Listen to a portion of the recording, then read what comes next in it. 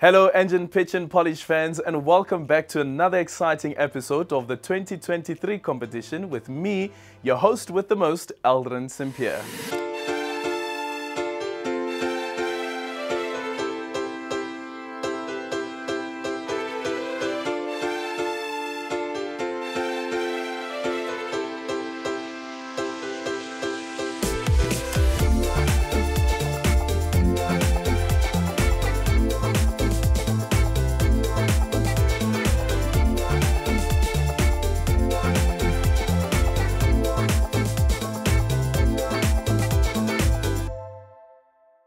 Well, last week kicked off with a bang, didn't it? I'm not sure about you, but I thought Shuka and Daniel put forward a big effort, but were a little shaky. However, though, they got the job done, and the two remaining contestants from the red group really have their work cut out for them. Tonight, we'll be seeing them in action, and a bit later on, also finding out which two contestants will be the first to leave the competition. I can't say I'm looking forward to that particular part, but the beauty about the Engen Pitch and Polish competition is that in a sense, everyone is a winner. Why? Well, remember, all of our contestants had the benefit of entrepreneurial learning and individual business mentorship from a leading business incubator, Race Corp.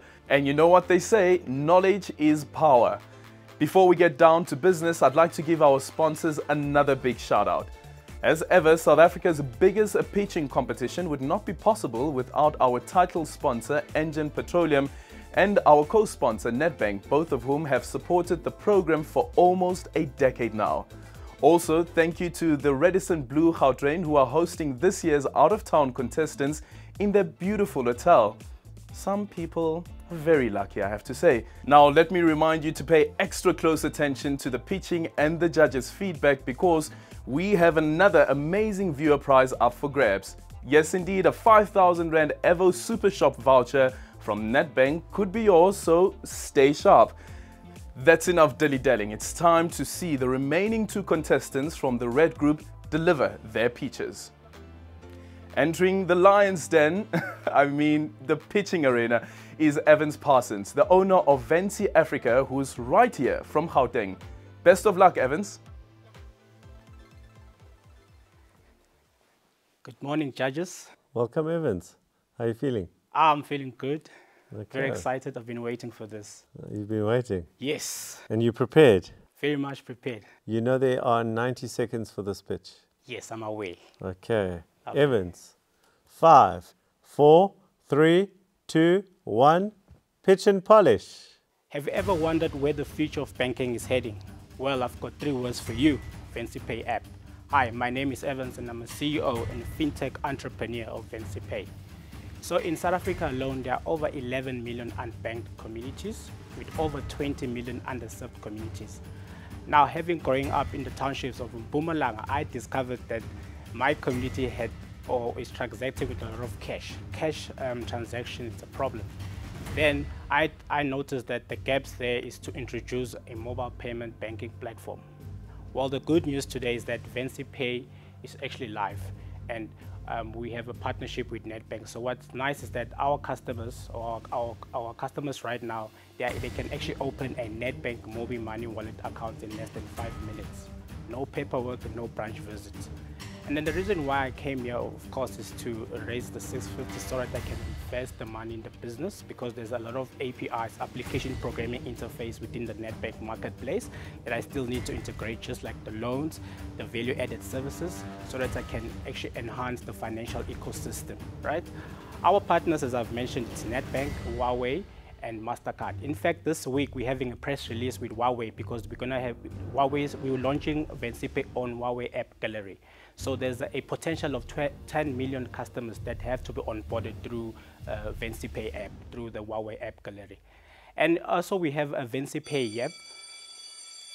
All right, Evans, you ran out of time there. Sipakazi? Thank you, Evans. I just wanted to find out from you, why did you choose to do this particular venture?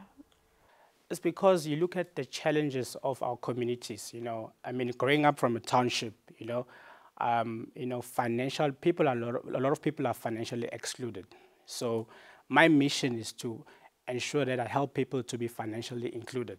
And it's the passion of technology, you know, and I actually love and enhancing people's lives, you know. So being part of this journey where now I have an app that is enabling people within the rural areas and the township areas without them going to the branch, you know, that makes me happy because I'm here to build, to make a difference in society. Yeah.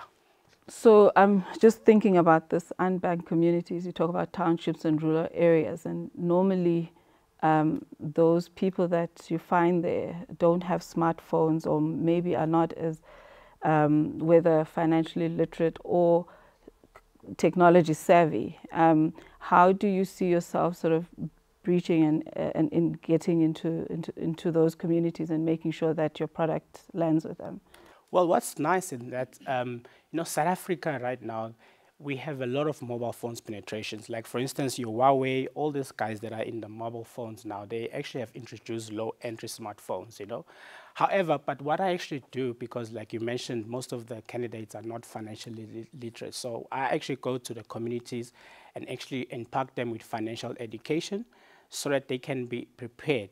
But what's nice about the app itself, it's very user-friendly for that type of LSMs. All right. This is your world. My world.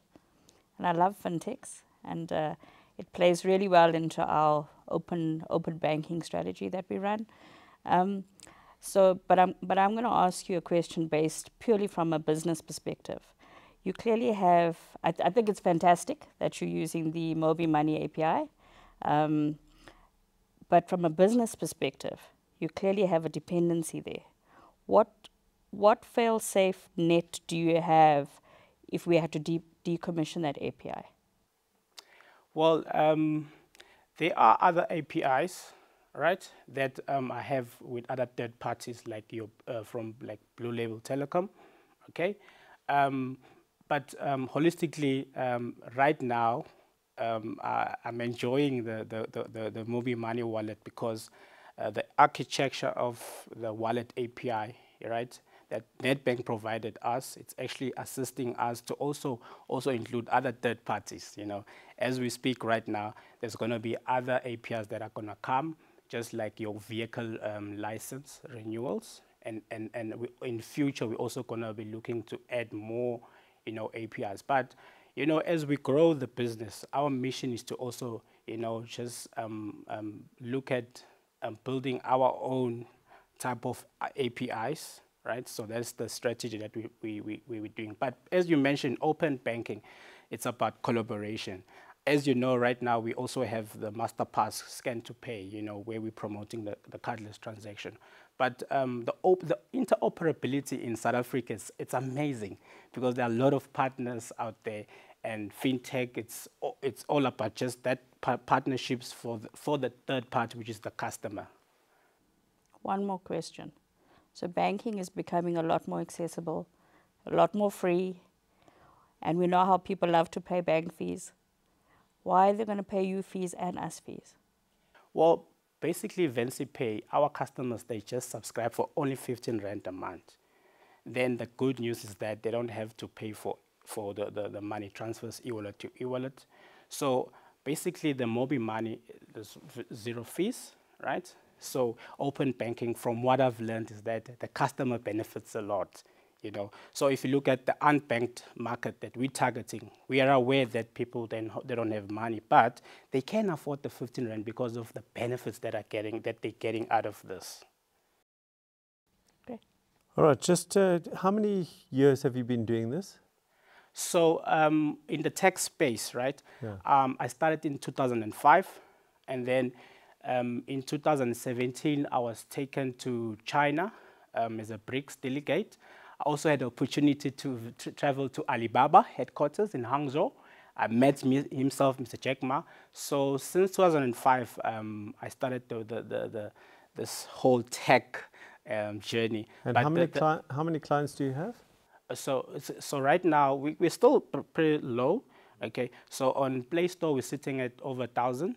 Huawei, we just introduced it now, so we are less than 1,000. Hence why we're gonna have this press release this week with Huawei App Gallery, because they haven't launched the App Gallery in South Africa. So, I mean, the lady that we're dealing with, she said that they have like over 10 million customers that they're gonna be onboarded through VensyPay, so that they can download through Huawei App Gallery. So we're busy with that strategy as we speak. Okay, just one last question from me. You speak about 10 million on that platform. They're not all going to convert, but there's also a whole bunch of other mobile payment apps on there as well, and in the South African market.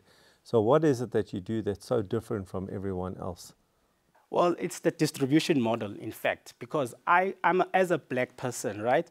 I know the gaps that the other competitors are not tapping in the townships and the rural areas. So my distribution model is unique in that sense that I know how to distribute strategically in a unique way, where I know how to attract the desired target market or customers. So that's why I don't have fear with those competitors, your Telkom Pay, your VodaPay, all of them who are just seamlessly just targeting the bank market. So VensyPay, we are for that emerging young people. Every year or every month, the 15 years that are turning 16, we're targeting them. So my strategy is through schools as well. You spend a lot of time on the questions. Sorry, Evans, that's all we've got time for right now. You may leave. Thank you. All right, thank you so much. So this is your world. What did you think? Look, I genuinely believe that fintechs are, offer really exciting and innovative offerings. In this particular world around payment systems, there's many competitors that have started to emerge. Are there no black-owned competitors? There are. There is one particularly that comes to mind. And I'm still not convinced around, we know that bank fees are a pain point. We know it. And like I mentioned, it's becoming more accessible, it's becoming more free. So why would people, if you can set up a mobile money, why would you now still have a third party? How's he convincing people to actually go with VensyPay? Well, you're seeing that in the numbers. You spoke about how many years he's been in there, and he's only had 1,000 people onto the system. So he talks about my unique distribution because I know the market, but it's clear to me that he's not distributing. Yeah. Your thoughts? Yeah, no, I guess for me, maybe I might not know all the fancy fintech things, but as a consumer, just reflecting on who he's targeting, I don't know how easy it will be for them to buy it. Just also what you mentioned, Monique, around cost, but just in terms of the confidence that people have in just using technology and with their money for that matter. So even the numbers that he shared, it seems like it's going to be a tall order, even with this Huawei implementation they're looking at. It's how many people are convinced to actually get onto a Huawei smartphone versus your other sort of more popular ones that people find easier to use. So yeah, I think I'm not so convinced here, unfortunately. Yeah. All right, let's go. Evans, well done on your pitch there, but I have to say though, I don't like people who look smarter than I do. No, thank you. You got a great suit there. Well done, well done. Thank you so much. As good as the pitch. However though, that question about the penetrating the rural market as well as the township market, and the Sipho guys is saying that, well, sometimes some of those people there don't really have financial literacy. Also the question around accessibility to smartphones. You dealt with that question very well, I have to say. And also throwing in some of your clients there. Yeah, so it's very important, to actually provide financial education, to our black society, right? Because most people don't know that if we are not banked, we are financially excluded, right? Yep. And when it comes to the penetrations of mobile phones, South Africa right now, we've got so many smartphones, low entry smartphones from all these players, so the ecosystem is quite okay. Yeah. Right. So it gives us fintech players that opportunity just to come in that layer and just come there and just educate our people. But the nice thing about that, about the application that we have, is that now you don't have to really go to the branch, because people in the rural areas, townships, you know, they always don't have money to go to the town. Yeah. And in fact, they don't have time. You know, there's those indirect costs. So with VensyPay, no paperwork, no branch visit, you just need the app. But as Monique then pointed out, that this is really not something unique. So also looking at the unique selling proposition, and then on top of that, making sure that the business is actually scalable. Yeah, I did mention that you can't define uniqueness nowadays, but our distribution model is very unique, because the advantage that we have is that as a black child, as a black fintech entrepreneur, I know where the unique distribution areas within the townships and rural areas where my competitors don't know. So that gives me the edge. But is that unique to you as very Evans? much unique. You really think so? Yes. You think that the other guys who also have paying apps wouldn't have those insights? It's because they're not doing it. That's why I'm in this business right now. They're not doing it, and they're not penetrating those areas, you know. They only focused on the banked customers. Okay, perfect. Thank you so much, Evans, and all the best. Thank you so much. Hopefully you make it through to the second round. Hopefully. That's some interesting stuff. Good job, Evans. Well, we can't stop now. It's time to see the final pitch of the night. Also from Gauteng, meet Bafana Buthelezi and his app, Gurlish. He's heading into the pitching arena right now. Good evening. Hi there, Bafana. How are you feeling? Very nervous. Very nervous. I'm scared. Are you scared? And Monique, she scares me too, but I've gotten over it. I've gotten over it. So I see you got something in your hand. Yes, sir. May I please give it to you three? Yeah, sure. Okay, cool. What is it? Basically, it's just some slides. Okay.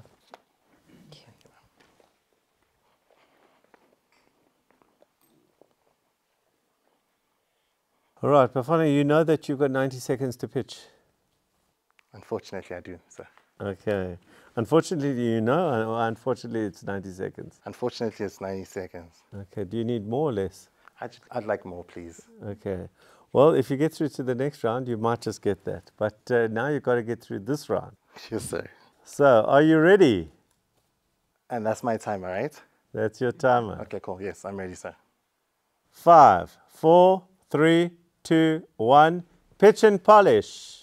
Economists speak of how important our taxi industry is, how it commutes our economy from day to day. But guys, do you understand how important our beauty industry is? This is a big and vast industry. So important, it feeds so many, clothes so many, and schools so many. It liberates so many women, takes them off the streets, and gives them an opportunity to fend for themselves. This industry has zero barriers of entry, no gatekeepers. Us at Gurlish would like to service this industry, would like to overhaul this industry and consolidate this industry. What we aim to do is to create a community with this industry, a beauty community where we're going to bring in salons as community leaders and charge them 150 rands a month to be in this industry.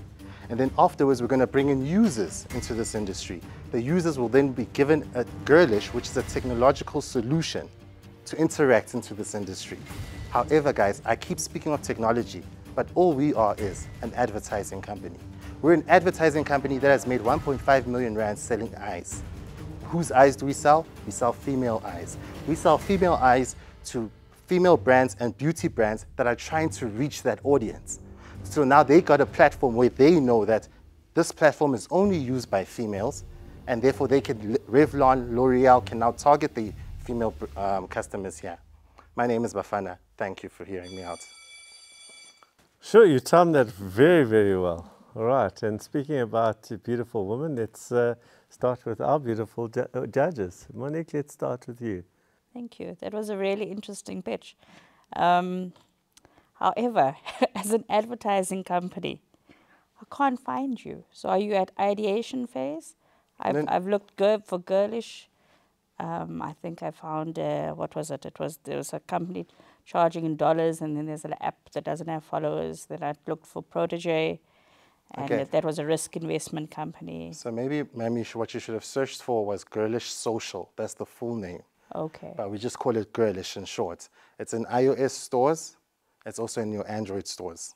It's readily available. Yes, ma'am. Okay. And how many customers do you have? So is it fully operational already? Fully operational. We've got close to 537 salons, paying salons, and we've got just over about 8,000 female customers. But we relaunched a new product this year. So for the past 2 years, we're functioning off the first MVP product, and we're trying to generate money to make this product. So with that 1.5 million that we've been making, went into making this product, and this product became ready around February this year. Cool. Thank you. Another beautiful judge? Thanks. Bafana, you didn't tell us in your pitch what you plan to do with the winnings, if you do. Okay, so far, Gurlish is a platform where I've built it with strictly just my financing. No investors, nothing. With this money, because Gurlish is, we are getting more users onto the platform. The problem with that is starting to slow down the platform. So I want to increase our capabilities. I need to have better computers to help with the designs and softwares. So basically it's all going to be equipment. I definitely need a generator, unfortunately, in this climate. And tell me, I mean, you sound like you've onboarded quite a number of salons, etc. The eyes that you're selling, what kind of feedback are you getting? Is it showing that it's going to be sustainable, such that the eyes are actually finding what they're looking for on this platform? Absolutely. Investors are fighting to get on board. The problem is that I'm fighting off certain investors because advertisers. I'm fighting off certain advertisers because I'm telling those advertisers I need only female products or anything that has to do with women. I don't want, for instance, your old mutual advertising on the platform because I don't want to mess with the experience that a user gets. So yes, to answer your question simply, yes, ma'am, we are getting the feedback that we want. And what does that sound like, the feedback? So salons love it. It's the first time they've heard of something like this. Initially, they all think it's a booking platform. We have no booking function at all. But when they realize what it is, they all love it. They pay this fee, and they also tell their friends about it. Users love it, and I'm just trying to get users to stay on the platform for longer.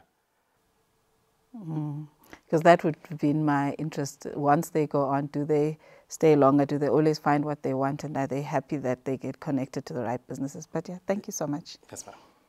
Well, so how have you got all the salons and the users?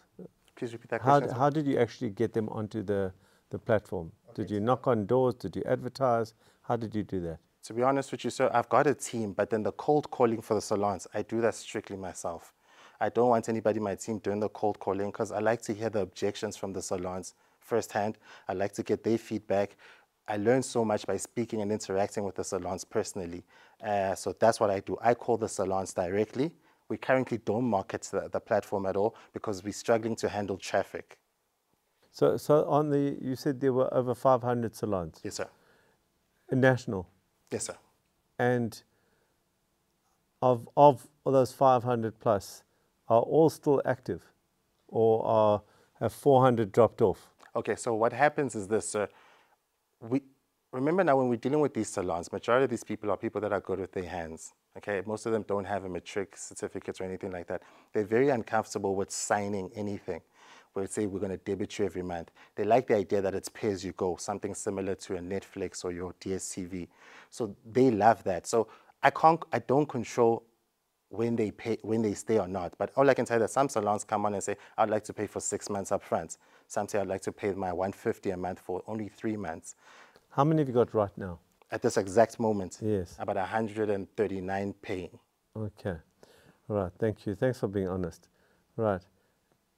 You spoke about you needing more computers. That means that you're not in the cloud, that you're on your own server. No, sir, we are on the cloud, but we'd like to get on our own server. Also with those computers. So if it's on the cloud, then why does load shedding affect you? Okay, load shedding affects us in terms of designing. And also, so what we do is, because we have to control how users use the product, anybody who posts on it may only post things that have to do with beauty, their nails, etc. So I've got a team that sits there and monitors this platform at any minute. So if someone posts a burger or their car, we need to remove that image as quick as possible. So that's how we get affected. All right, Bafana, I have to remove you now. So you may leave. Oh, okay. Thank you. Thank you. Shame you gave him a fright there. So he starts off with, he says 500 odd salons. He's only got 139 now, so they're not sticking. Yeah, what are your thoughts? Yeah, so the stickability is a bit of a concern here because he may call and someone probably uses the app for like 2-3 months. And I think for me, if they don't then also recognize the users coming on, that it's actually people who are coming into the shop because of the app, then there's nothing else that's convincing them, because it could have been just a normal walk-in that didn't really get them through the platform that they're using. So I'm concerned about that, the stickability in terms of, and how sustainable this is going to be for his business in terms of running this, yeah. Your thoughts? I'm not convinced. Really, I couldn't find him. In all the names that he has, couldn't find him. Is positions as a communication, advertising company, but you're in tech. And also, in this day and age, with digital and with social media, you know, beauty and self-care is such a personal thing. So people have their therapist that they go to and their beauty salon that they go to, and it's so easy to find it on social media. Why would you go and subscribe to a platform to see your therapist amongst everyone else? I'm not convinced about. I think the subscription was more on the salon side, so that they're there, but that there's. I'm just trying to work out how you made 1.5 million. That's around just over 100,000 a month. I don't know if that's over totality over 1 year, and then I don't know how big his team is, because if he is making 100,000 a month and there's a team of 2, then there's a business there. And he said he invested that.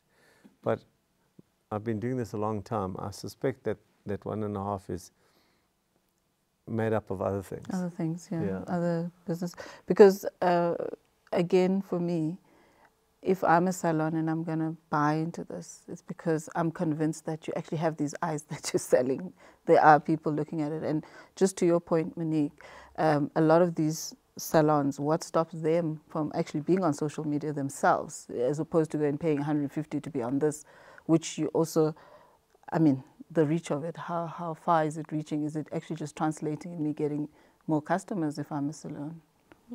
Yeah, the numbers don't stack, because if let's say all 500 were on, right, and they're paying 150, that's like 70,000 rand, 75,000. They're not all on. So I don't know where the 1.5 million comes. The numbers don't make sense. It doesn't stack. So there's something else going on that we're not aware of. Yeah.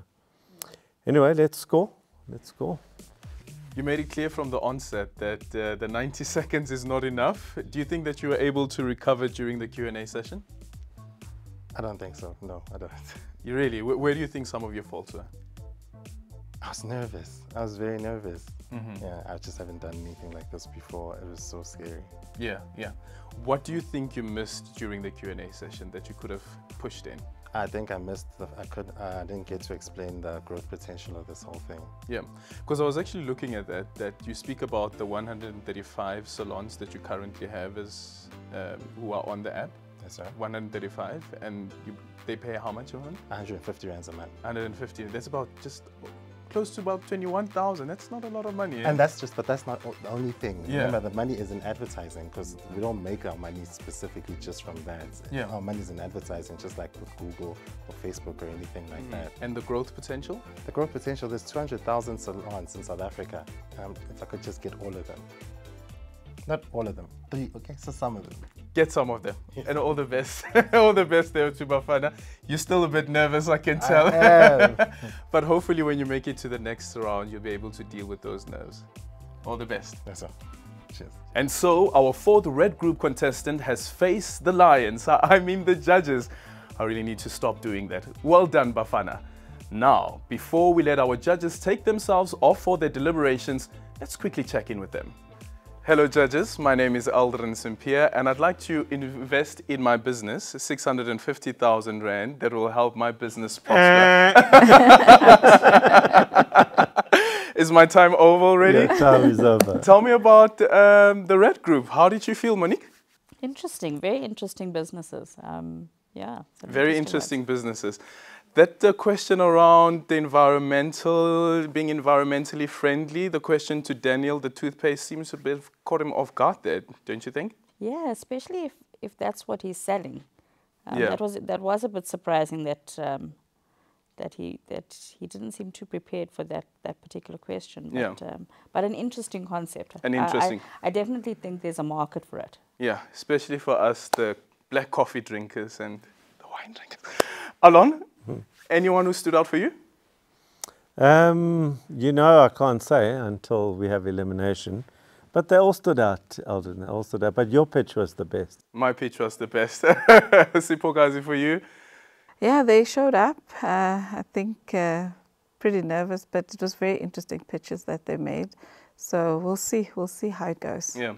How did you think Evans dealt with that question where you asked him about financial literacy in the townships as well as rural areas and also the penetration of the smartphones in the rural areas? I think he could have done better. I felt like he hadn't thought through it enough. And I know he threw out there that he goes and he trains them himself. So I wasn't sure how that works. But yeah, I think he needs to think a bit more about that, because if he's trying to get that to the rural areas, there's a lot of things that he may contend with there in terms of penetrating. Yeah. I find it a bit weird because when I was speaking to him just after his speech, he was saying that, you know, what is unique is that he has insights to this market. And like, but you can't be the only person who has got insights to this market on the basis that you come from the area. Alon, shocker. When I spoke to her earlier on, she was like, they didn't ask me about my finances. Judges? Well, yeah, we didn't ask her about a lot of things in that time, but she didn't speak about a lot of things. She left out a lot from that pitch. Yeah. I was quite disappointed at how much she left out, which left us not understanding a lot about what she did until we had the qualifying questions. And if we hadn't had those, I think we would have been all lost as judges. Yeah. I was actually saying to her a bit earlier on as well, that it seems as though that she was pitching multiple business ideas instead of focusing on the routing gel. It took us a while to get to what it is actually that she's trying to sell, which is the routing gel. We heard about the consulting business, for instance, and the turnover there, and not really the turnover about the routing gel. I don't think there was. There was no turnover. It's just I don't think there was, or if there is, I don't think it's significant. Okay. That's my read. And what about our last contestant? What do you make of what he has put forward? Bafana. He came in, spoke about Gurlish, and Monique, when you asked him, like, I've been searching on the net, I can't find Gurlish, and it turns out that it's actually a different name that you should be searching for. And if I can't find him, how's his customers finding him? With all those 1.5 million eyes. What a missed opportunity. Judges, thank you so much for your time. All I can say is that I'm glad I'm not in the judges' shoes. So far, we've only seen 4 of the 16 pitches in the first round. And remember, by the end of this round, we would have said goodbye to half of the contestants in this competition. These are not easy decisions, folks, but our judges know what they're doing. Let's go rejoin them and the red group to find out who's staying and who is going home. Contestants, welcome. So this is the part of Engen Pitch Polish which I don't like, because I have to ask 2 of you to leave today. So which 2 is it going to be? So I'm going to take you in no particular order. I'm going to take you through each one of you to give you feedback, and if you do get through to the next round, and actually if you don't get through to the next round, I think it's important that you take this feedback from the judges and use it in your businesses, or use it in your businesses and the next round. Right, let's start with you, Evans. Okay. Evans, what came across with your pitch was your passion. You definitely can feel your personality come through in your pitch. You have been doing this a long time. You can feel that you understand this industry. But when we come to the negative side, you didn't finish your pitch. So we were left hanging there with, you know, where's the rest of that pitch? And the question for me is, did you plan that pitch sufficiently given the 90 seconds? The judges also felt that from the time that you've had in the industry to only have 1,000 people signed up was questionable. Why so few? And in this industry where there are a lot of apps in your space, is that a sign that you're not going to make it? Or is it a sign that you're just getting started? I suppose we're going to find out. And then for us, your unique selling proposition, what differentiated you was not convincing. We didn't find that convincing. So in your next pitch, you are going to need to get that across. Unfortunately, Evans, that next pitch is not going to be on Engen Pitch and Polish. You may leave.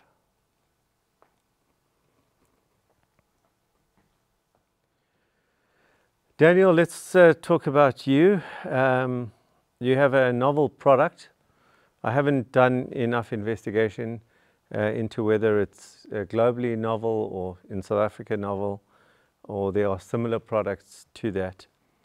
But it's definitely novel. I haven't seen that, and you got the novel factor. I like the fact that when I look at businesses, the fact that you're out there selling already means there's some proof of concept. So proof of concept is very, very important, and you got that across. I also love the fact that you're manufacturing. I would want to understand, you said it was your manufacturing plant. I'd understand what that means. Is it a little room with a couple of things that press tablets, or is it something bigger? That didn't come across as to what that was. You missed that opportunity. Your pitch, you put a lot of effort into it, but on the negative side, it came across very over-rehearsed, and you saw what happened. You were so over-rehearsed that you tripped over yourself because you were reading in your mind.